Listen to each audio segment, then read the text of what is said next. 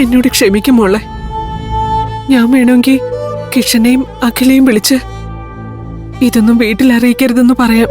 വേണ്ട, അപ്പോ അവർക്ക് കൂടുതൽ സംശയം ആവുകയുള്ളൂ.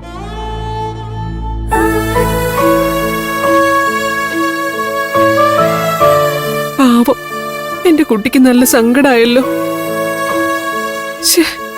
ഞാൻ എന്തബദ്ധമായി കാണിച്ച്. അതെ, അംബികയോട് ഞാൻ ഒരിക്കൽ കൂടി പറയേ, സന്ദീപ് ബാംഗ്ലൂരിൽ നിന്ന് വരുമ്പോ ഇവിടെ നടന്ന കാര്യങ്ങളൊന്നും അവനെ അറിയിക്കാൻ നിൽക്കരുത്. ഇല്ല, ഇനി എനിക്ക് അബദ്ധം പറ്റില്ല. പക്ഷേ സന്ദീപിനെ ഒന്നും അറിയിക്കാതിരിക്കുന്നത് ബുദ്ധിമോശ. ഞാനായിട്ട് ഒന്നും പറയാൻ പോകുന്നില്ല. പക്ഷേ സന്ദീപ് ഒന്നും അറിയാതിരിക്കുന്നിടത്തോളം കാലം സന്ദീപിന്റെ അമ്മയുടെ ഭാഗത്തുനിന്ന് ഇതുപോലുള്ള തെറ്റുകൾ ആവർത്തിച്ചുകൊണ്ടിരിക്കും. അതോർത്ത് അംബിക പരിഭ്രമിക്കണ്ട. ശ്രീകലയുടെ ഭാഗത്ത് നിന്ന് അന്യായമായി എന്തെങ്കിലും ഉണ്ടായാൽ ഞാൻ അത് ചോദ്യം ചെയ്തോളാം. കേട്ടോ?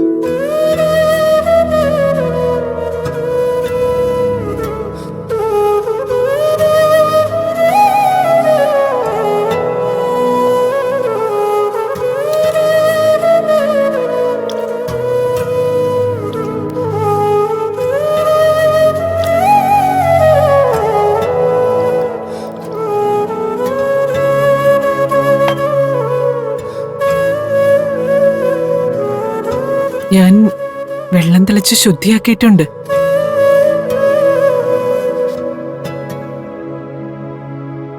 ഇനി മാല ചാർത്തി വിളക്ക് കൊളുത്തിയാ മതി.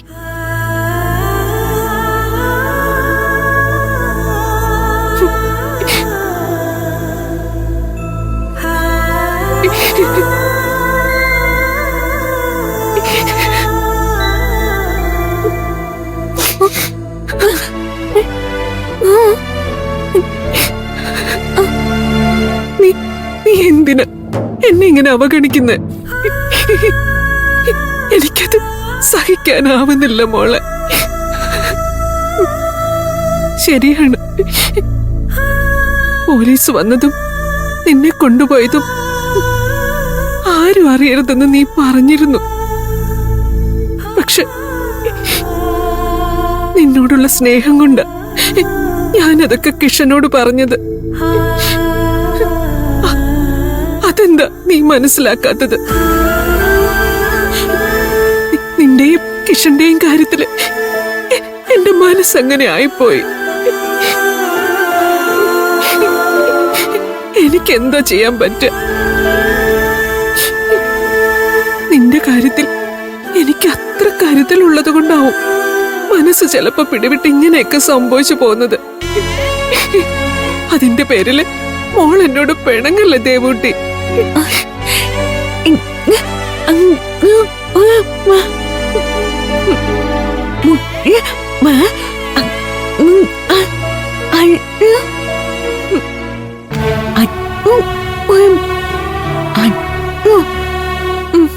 ശരിയാ,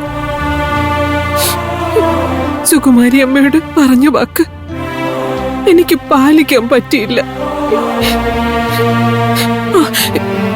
ഇനി ഞാൻ ശ്രദ്ധിച്ചോളാം. പക്ഷെ അതിന്റെ പേരിൽ നീ എന്നെ അവഗണിക്കരുത്. അത് എനിക്ക് സഹിക്കാൻ പറ്റില്ല.